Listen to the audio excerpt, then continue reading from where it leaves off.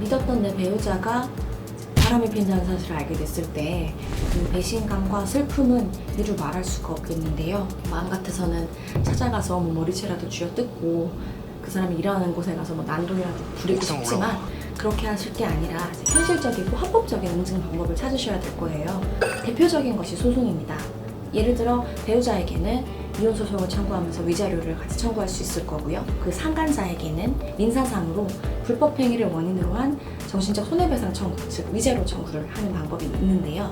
참고로 이혼 소송과 상간자 소송을 같이 꼭 진행하셔야 되는 게 아니에요. 그래서 따로따로 진행을 하실 수 있고, 특히 상간자 소송 같은 경우에는 꼭 이혼을 해야만 할 수 있는 건 아닙니다. 이혼을 하고 싶진 않지만 이 상간자는 절대 용서하지 못하겠다라고 하면 혼인 상태를 유지하신 상태로도 상간자에게 위자료 청구 소송을 하실 수 있어요.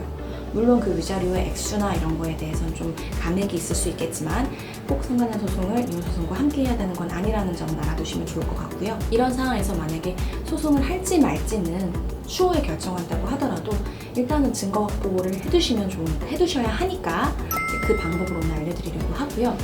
또 영상 말미에 저만의 나름의 꿀팁을 또 소개를 해드렸으니까요. 참고하시면 되겠습니다.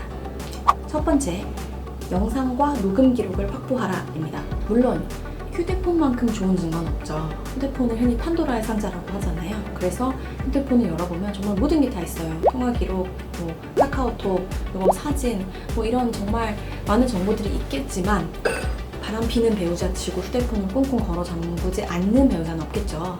그렇지만 요즘에는 이제 여러 개의 기기들이 하나의 아이디로 연동이 되어 있는 경우가 많잖아요. 그래서 뭐 태블릿이라든지 휴대폰이라든지 PC라든지 이런 것들이 연결이 되어 있기 때문에 휴대폰 비번을 알지 못한다고 하더라도 집에 있는 PC나 이런 걸 통해서 인터넷 검색 기록이라든지 이메일이라든지 메신저라든지 이런 거를 확인하실 수 있는 기회가 여전히 열려있기 때문에 포기하지 말고 한번 잘 기회를 노려보라고 말씀을 드리고 싶어요. 그리고 내비게이션과 블랙박스도 굉장히 중요한 정보가 됩니다. 증거가 됩니다. 블랙박스 같은 경우는 음성도 다 녹음이 되기 때문에 상간자를 옆에 대범하게 태우고 다든가 운전을 하면서 통화를 했다던가 같이 대화를 나눴다던가 이런 것들이 다 블랙박스 안에 남겨져 있는 경우가 많으니까 꼭 확인을 해보시고요. 그리고 내비게이션 같은 경우에는 어떤 특정 숙박업소를 갔다든지 아니면 어떤 특정 가정집에 정기적으로 방문을 했다든지 이런 이제 중요한 증거들이 많이 이제 거기 숨어 있으니까요. 휴대폰 그리고 그 외에 다른 기기들, 전자기기들 그리고 블랙박스, 내비게이션은 꼭 확인을 해보셔야 될 겁니다. 그리고 두 번째, 이런 기록들이 없다. 제일 사실 깔끔한 건 배우자의 자백입니다. 유도신문을 통해서 자백을 하게 한 다음에 그걸 녹음을 해두시면 아주 중요한 증거가 됩니다. 대화 녹음 불법 아니에요? 이렇게 물어보세요. 그렇지만 내가 대화자로서 참여를 하고 있다면 그 대화 내용을 내가 녹음하고 있다는 사실을 상대방에게 알리지 않아도 이것은 불법이 아닙니다. 자백을 받을 수 있다면 반드시 자백을 받으시고 그 녹음도 같이 반드시 해놓으시는 게 좋은 증거가 될 수 있습니다. 세 번째, 법원의 증거보존 신청 제도라는 걸 활용하시면 됩니다.